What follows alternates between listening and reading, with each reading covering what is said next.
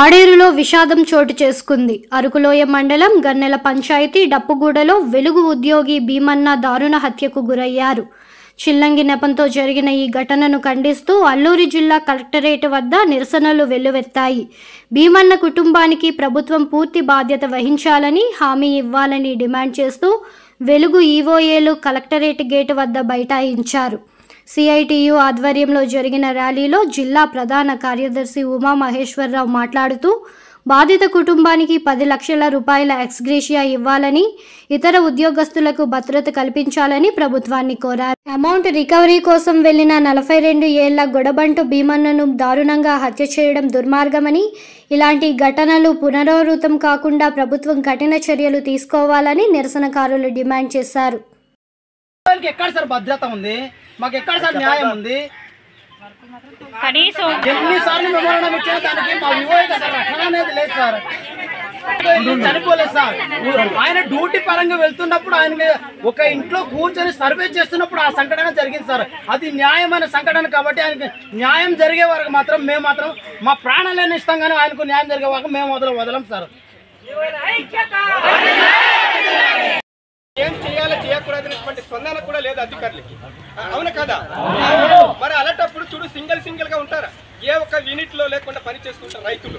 మరి వాళ్ళకి మొక్కలకి నరికేస్తున్నారు, రకరకాలు జరిగిపోతున్నారు. ఎవరికి వెళ్ళి చెప్పుకుంటారండి? ఈ రోజులో మన అల్లరి సీతారాములు ఇంత జనాలు వచ్చి ఆడ మొగాలు వచ్చేసి ఇలా జరిగిపోయింది. మన ఒక యువకుని ఇలాగ అన్యాయం జరిగింది అని ఒక జిల్లా స్థాయిలో వచ్చి మేము దీనికి పరిష్కారం చేయాలి, దీనికి నష్టపరిహారం చేయాలి అనేసి మేము డిమాండ్ చేయడం జరుగుతున్నాయి. దానికి పరిష్కారం చేయాలి కదా. ఈ రోజులో గవర్నమెంట్ ఎంప్లాయర్ ఉన్నారండి.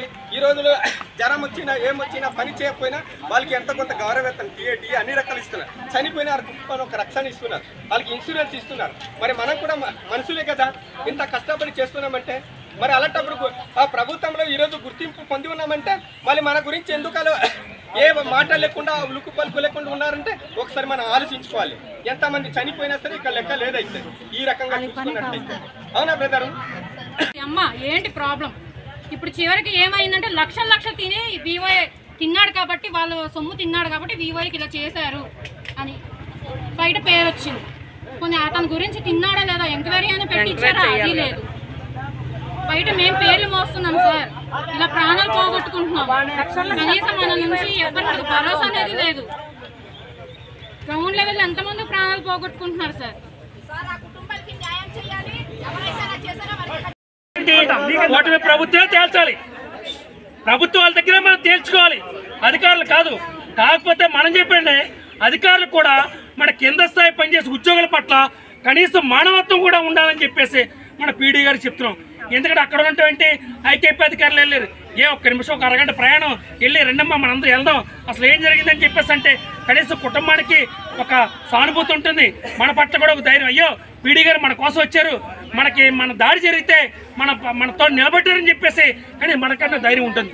ఇప్పుడు ఆ గుడివాడలో జరిగిన సంఘటన కానీ సీరియస్గా ఐకేపీ వాళ్ళు తీసుకుని ఉండి పీడీ గారే ఎస్పీతో మాట్లాడి కలెక్టర్తో మాట్లాడి మళ్ళీ అలాంటి సంఘటన జరగకుండా ఉండుంటే మన ఉక్కుపేట జరగకపోడు, లేదంటే వేరే డుమ్మురు కూడా జరగకపోడు. ఈరోజు దీనికి కూడా భయం ఉండు. అది కలెక్టర్ గారు చెప్పారు. మళ్ళీ ఇప్పుడు జరిగిన సంఘటన సీరియస్గా తీసుకోండి, ఎస్పీ గారితో మాట్లాడండి, నేను కూడా మాట్లాడతాను. ఖచ్చితంగా 12-13 సంవత్సరాలు జైలు శిక్ష పడి బయటికి రాకుండా ఉండే విధంగా నేను చేస్తానని చెప్పేసి కలెక్టర్ గారు హామీ ఇచ్చారు.